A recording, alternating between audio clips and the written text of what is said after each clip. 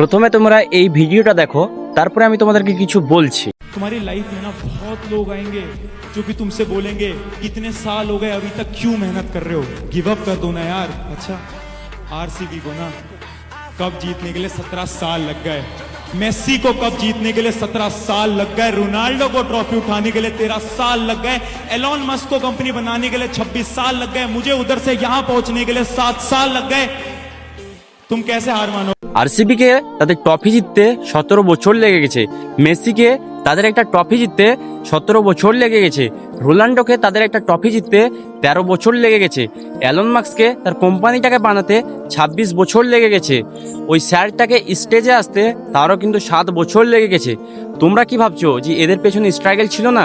অবশ্যই এদের স্ট্রাগল ছিল, তারপরে এরা সবাই কিন্তু একটা করে জিনিস অ্যাচিভ করেছে। আর তুমি কি ভাবছো যে আজ থেকে করবো না কাল থেকে করব, এরপর তুমি ওই জিনিসগুলো অ্যাচিভ করে নেবে, ইউটিউবার হয়ে যাবে, সেলিব্রিটি হয়ে যাবে? এটা কোনোদিনই না।